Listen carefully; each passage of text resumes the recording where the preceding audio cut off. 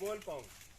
बड़ी बात यह है कि आप जब नीति, नियत और नियति सिचुएशन को अपने सकारात्मक ढंग से कैसे अपने फेवर में ला सकते हो, ये आपके ऊपर डिपेंड करता है। आप क्या सोचते हो उसके ऊपर डिपेंड करता है। इसलिए अपने नीति को, अपने पॉलिसी को शुरू से, बचपन से ही ऐसे बनाइए। मैं ऐसा एक एग्जांपल दूंगा, जिसके घर में बाप जो है ऑटो रिक्शा चलाता था और वो बच्चा में पढ़ाई में लगन था। वो बच्चा जब क्लास में जाता था, चौथी क्लास में जब पढ़ता था वो बच्चा, तो उसके फादर उस स्कूल में जाकर के बोलते हैं कि मैं इसका खर्च वहन नहीं कर पाऊंगा। तो क्लास टीचर का शब्द रहता है कि इस बच्चे को आप आगे बढ़ाइए, ये होनहार बच्चा है, इसमें मेधावी बच्चा है, इतना मेधावी बच्चा है कि ये आगे चल के आपके घर का उद्धार कर सकता है, आपके घर को आगे बढ़ा सकता है।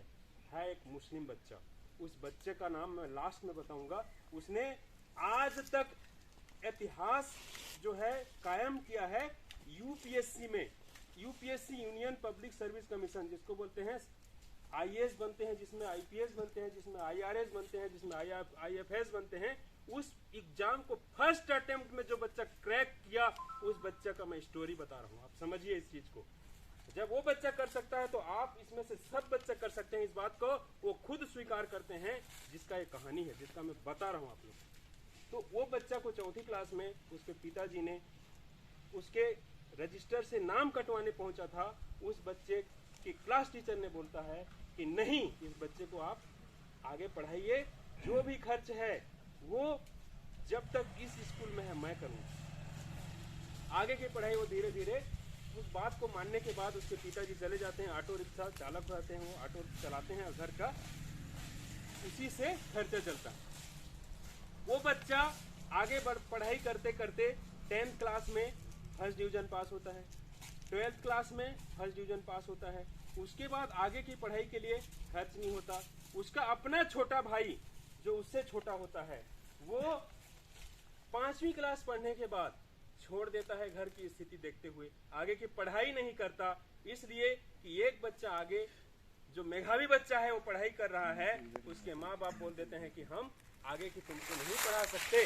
इसीलिए वो बच्चा उसका छोटा भाई छोड़ के उसके लिए मेहनत करता है, जो उसका बड़ा भाई पढ़ाई करता रहता है। ये रियल घटना है, लास्ट में बताऊंगा, आप यूट्यूब में चेक करके देख लेना, जो बता रहा हूँ मैं, ये सत्यता है इस घटना में। और उस बच्चा ने इतिहास रच दिया 21 साल की उम्र में आईएएस सेलेक्ट हो सके। उस बच्चे का नाम है अंसार शेख। आप खोज सकते हैं। तो मेरे कहने का मतलब वो जो बच्चा है, वो जब कर सकता है, घर के हालात को देखते हुए, स्थिति को देखते हुए, जुनून, जोश, जुनून, जज्बा होना चाहिए। आप हर वो काम कर सकते हैं, उसके लिए पॉजिटिविटी सोच होना चाहिए। आप में ये सोच होगा तो जरूर कर सकते हैं। मैं सफलता का 3 चीज जो बता रहा था आपको, नीति, नियत और नियति, उसके साथ साथ और 3 चीज की जरूरत है जो आपको सफलता के मुकाम को हासिल करने में कोई रोक नहीं सकता। वो 3 चीज है तटस्थता। तटस्थ रहो अपने काम के प्रति, अपने लगन के प्रति, तटस्थता। तन्मयता मतलब उसमें आप लीन हो जाओ, पता ही नहीं चले कि आज मैंने 8 घंटा पढ़ा कि मैंने 10 घंटा पढ़ा। उसी तरह से तटस्थता, तन्मयता और तारतम्यता, कहने का मतलब कंटिन्यूटी। क्लिष्ट हिंदी जरूर है, लेकिन इस शब्दों को समझो। इन शब्दों में ना सफलता का राज छुपा हुआ है। अगर आप करना चाहोगे तो दुनिया का कोई ताकत आपको रोक नहीं सकता। आप हर वो चीज कर सकते हो। इंसान की जो कैपेसिटी है, जो मस्तिष्क है, प्रत्येक मनुष्य को प्रकृति ने बराबर का दिया है। उसके यूटिलाइजेशन जैसे हम कर सकते हैं, उसके ऊपर डिपेंड करता है। वही बच्चा जो एक स्कूल में पढ़ाई करता है, एक क्लास में 50 बच्चे हैं, एक का 90% आता है। मान लो 5 बच्चे 90% आए, बाकी 50% पाए, पढ़ाने वाला एक ही सर है। अलग अलग है क्या? एक ही टीचर ने पढ़ाया ना। बात यह है कि जो वैल्यू है, आपके स्वयं की वैल्यू, तो आप कितना उसमें बढ़ा सकते हो, ये मायने रखता है। जैसे कोई डॉक्टर की पढ़ाई करता है, उसके साथ उसके बैच में कम से कम 50 पास आउट होके बाहर आते हैं। उसके बाद वो प्रैक्टिस जब करता है तो कोई 500 रुपये फीस रखता है, तो कोई 1000 रुपये फीस रखता है। 1000 रुपये फीस रखने वाला पढ़ाई उसी प्रोफेसर ने उसी कॉलेज में, जो मेडिकल कॉलेज में पढ़ाई किया है, वही पढ़ाया है। लेकिन अंतर किस बात का है? वैल्यू, खुद की वैल्यू, स्वयं की वैल्यू को जब तक नहीं बढ़ाओगे, अपने वैल्यू को एडेट जब तक नहीं करोगे तो कुछ नहीं हो सकता। अपने वैल्यू को स्वयं को बढ़ाना पड़ता है। मैं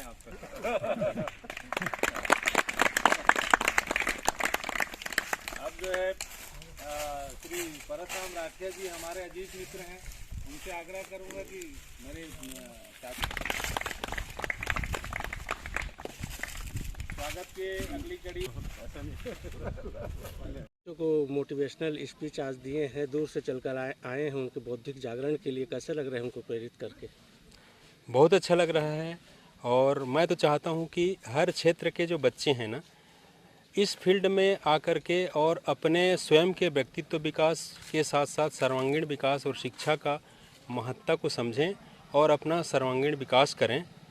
और व्यक्तित्व विकास तो ज़रूरी है, शारीरिक और मानसिक। इसके साथ साथ जो है, अगर आप पुलिस फोर्स में और किसी भी जॉब में जाना चाहते हैं तो उसके लिए सबसे ज़्यादा ज़रूरी है कि आप जितना मानसिक रूप से स्ट्रांग हैं उतना ही शारीरिक रूप से भी आपको स्ट्रांग होना पड़ेगा। और ख़ासकर पुलिस जॉब में दोनों को बैलेंसिंग ज़रूरी है कि शारीरिक और मानसिक दोनों को ही आपको मजबूत करने की ज़रूरत है। जी सर, बिना किसी शुल्क के आपने इतने दूर से आकर बच्चों को प्रेरित किया, इसके लिए पत्रकार बिरादरी की ओर से भी आपको तहे दिल से शुक्रिया। आप लोग को बहुत बहुत धन्यवाद कि आपने भी अपना अमूल्य समय दे करके यहाँ पर आए और हमारे अपने बच्चों को, यहाँ के बच्चों को देखे, इनके बीच रहे और अपना अमूल्य समय दिए। उसके लिए आप सभी पत्रकार बंधुओं को भी मैं हृदय से, आप लोग को भी बहुत बहुत धन्यवाद और आभार व्यक्त करता हूँ। बताएंगे भैया, आज आप इस गांव से निकलकर पूरे प्रदेश में, देश में नाम कमाया है आपने, और जो आपने कमाया है, जो आपने संघर्ष किया है, उसी चीज़ को अपने गांव में शिविर के माध्यम से युवाओं के बीच में आप रख रहे हैं। युवाओं में बहुत हर्ष है और कम समय में इतना अच्छा शिविर यहाँ पे बच्चों का, युवाओं के यहाँ जमावड़ा रहा है और उनको प्रेरित करने का काम आप किए हैं। आप बताइए कि ये आपको आज इस शिविर में आके कैसा लगा आपको आज? बहुत अच्छा लग रहा है। हम गौरवान्वित महसूस कर रहे हैं कि इस गांव से, इस धरती से उठ के यहाँ तक पहुँचे, सफ़र किए। और हम चाहते हैं कि बच्चे हमारे क्षेत्र के जागरूक हों, नशा मुक्त हों, अच्छे काम करें, जीवटता से जो है आगे बढ़ें, फिजिकल को समझें और तैयारी करें, सेलेक्ट हों हर भर्ती में, पुलिस की भर्ती में, सेना की भर्ती में। उसके लिए उनको हम लोग मिल के जो है निस्वार्थ भाव से जागरूक कर रहे हैं, कुछ प्रशिक्षित कर रहे हैं, उनको बता रहे हैं कि आप जो है ऐसे इन विधाओं से आगे बढ़िए, आपको सफलता मिलेगी।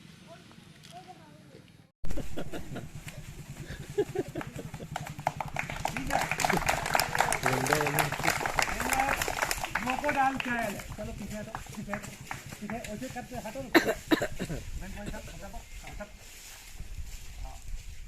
देखो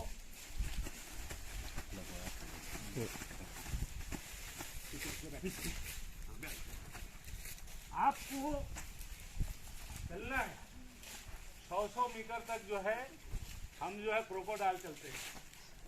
चल के जो है डायमंड पुशअप लगाना है। क्लियर है? नहीं लगा पाते हो, आप ऐसे बैठिए और इस प्रकार से डायमंड आकार का जो है आप बनाइए और पुशअप लगाइए, कंटिन्यू लगाइए। दिख रहा है बच्चे? आप जो है शोल्डर, चेस्ट को बढ़ाना है। आप आपके शोल्डर से ज़्यादा आपको हाथ को रखिए और इस प्रकार से पैरेलल पुशअप लगाइए।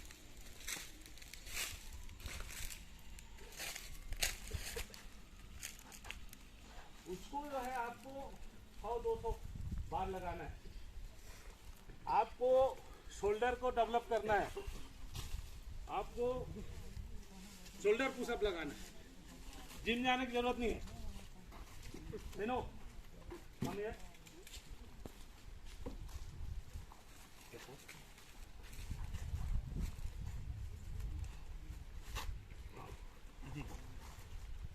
ये दिख रहा है, आप सिंपल नहीं लगा पाओगे, मैं सिंपल बता रहा हूँ। आपको शोल्डर के लिए इस प्रकार से पुशअप लगाना है।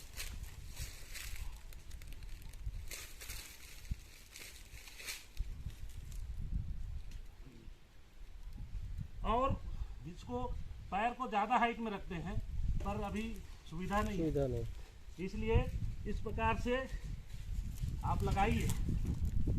आपका जो कॉलर है, शोल्डर खली बली जैसा दिखने लगेगा। ठीक है,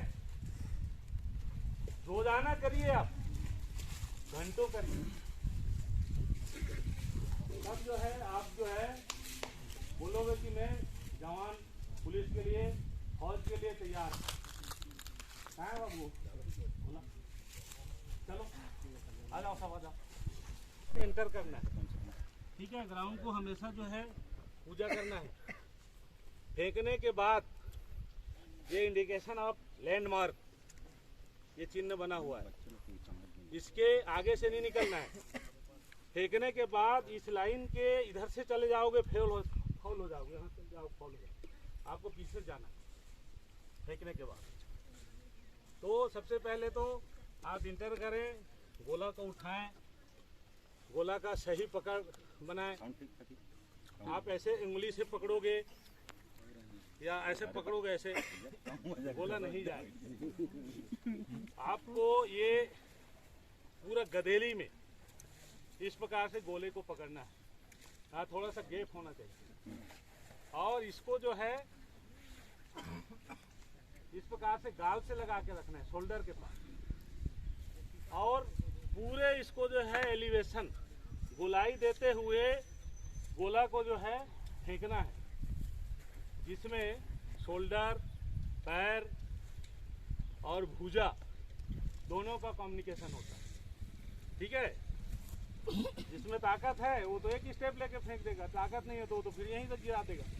ठीक है, ये यहाँ पे रखना है गोले को।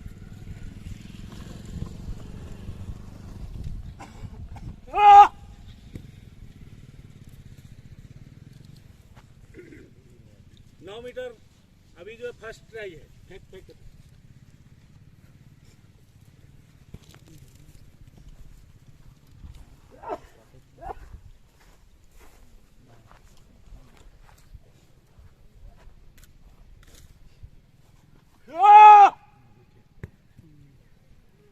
चलो कोई फेंक के बताओ।